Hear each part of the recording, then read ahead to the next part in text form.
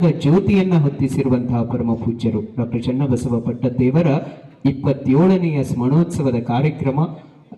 ಇವತ್ತಿನ ಕಾರ್ಯಕ್ರಮದ ವೇದಿಕೆಗೆ ಇದೀಗ ಪ್ರವಚನಕಾರರು ಪರಮ ಪೂಜ್ಯರ ಪ್ರವಚನ ಇವತ್ತು ಇಡೀ ನಾಡಿನಾದ್ಯಂತ ಪೂಜ್ಯರ ಪ್ರವಚನ ಆಲಿಸಿ ಅನೇಕರು ತಮ್ಮ ಬದುಕಿಗೆ ಒಳ್ಳೆಯ ದಾರಿದೀಪವಾಗಿರ್ತಕ್ಕಂಥ ವಿಚಾರಧಾರೆಗಳನ್ನ ನಮ್ಮೆಲ್ಲರಿಗೂ ಉಣ್ಣಬಡಿಸಲಿರುವಂತಹ ಪ್ರವಚನಕಾರರು ಹಂದಿಗೊಂದದಿಂದ ಪರಮ ಪೂಜ್ಯ ಮನ್ಯರಂಜನಾ ಪ್ರಣವ ಸ್ವರೂಪಿ ಶಿವಾನಂದ ಮಹಾಸ್ವಾಮೀಜಿಗಳು ಪೂಜ್ಯರ ದಯಪಾಲಿಸಿದ್ದಾರೆ.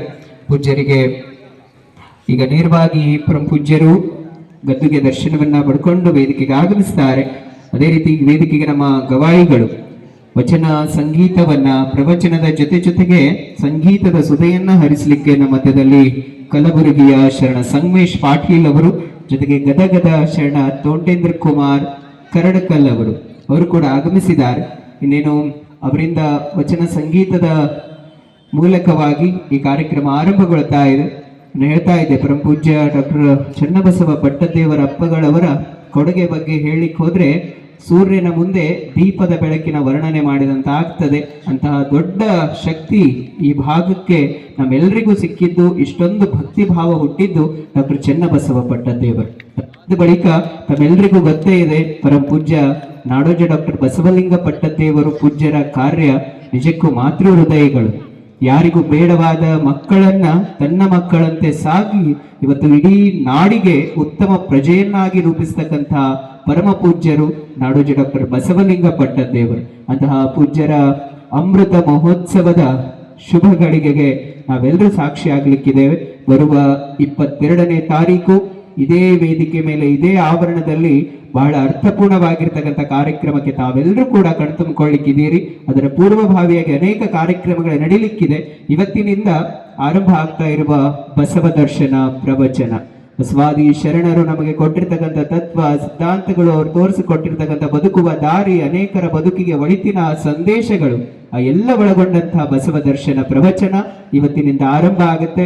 ಈ ಉದ್ಘಾಟನಾ ಸಮಾರಂಭದ ವೇದಿಕೆಗೆ ನಮ್ಮ ವಚನ ಸಂಗೀತ ನೆರವೇರಿಸಿಕೊಡ್ಲಿಕ್ಕೆ ಈಗಾಗಲೇ ಕಲಬುರಗಿಯಿಂದ ಶರಣ ಸಂಗಮೇಶ್ ಪಾಟೀಲ್ ಅವರು, ಜೊತೆಗೆ ಗದಗಿಂದ ಶರಣ ತೋಂಟೇಂದ್ರ ಕುಮಾರ್ ಕರಡಕಲ್ ಅವರು, ಅದೇ ರೀತಿ ಈಗಾಗಲೇ ಒಂದೆರಡು ವಚನ ಗಾಯನವನ್ನು ಮಾಡಿರ್ತಕ್ಕಂಥ ಶರಣ ಮಹಾಂತೇಶ್ ಹಿರೇಮಠ ಅವರು, ಈಗಾಗಲೇ ಹಿರೇಮಠ ಸಂಸ್ಥಾನದ ಗವಾಯಿಗಳು ಅವರು ಕೂಡ ಉಪಸ್ಥಿತರಿದ್ದಾರೆ.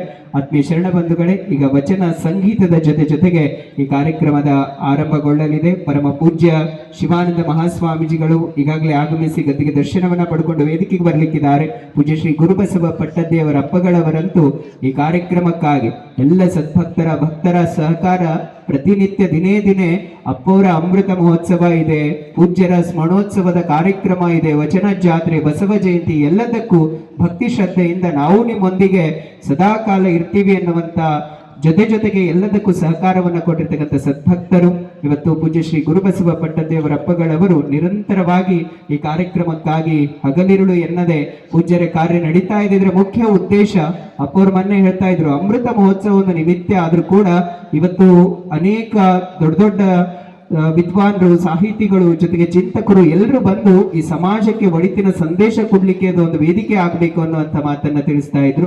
ಒಟ್ಟಿನಲ್ಲಿ ಈ ಎಲ್ಲ ಕಾರ್ಯಕ್ರಮ ಯಶಸ್ವಿ ಆಗ್ಬೇಕಾದ್ರೆ ನಿಮ್ಮೆಲ್ಲರ ಉಪಸ್ಥಿತಿ ಬಹು ಮುಖ್ಯವಾಗಿರ್ತದೆ. ಪ್ರತಿನಿತ್ಯ ತಾವೆಲ್ಲರೂ ಹೆಚ್ಚಿನ ಸಂಖ್ಯೆಯಲ್ಲಿ ಬನ್ನಿ ಅಂತ ತಮ್ಮೆಲ್ಲರಲ್ಲಿ ವಿನಂತಿಸ್ಕೊಳ್ತಾ ಈಗ ವಚನ ಸಂಗೀತವನ್ನ ನೆರವೇರಿಸಿಕೊಡ್ಲಿಕ್ಕೆ ಶರಣ ಸಂಗಮೇಶ್ ಪಾಟೀಲ್ ಅವರು, ಜೊತೆಗೆ ತೋಂಟೇಂದ್ರ ಕುಮಾರ್ ಕರಡಕಲ್ ಅವರಿರುವರಿಗೂ ಜೋರಾದ ಚಪ್ಪಾಳೆ ಮೂಲಕ ವೇದಿಕೆಗೆ ಸ್ವಾಗತಿಸೋಣ. ಮೈಕ್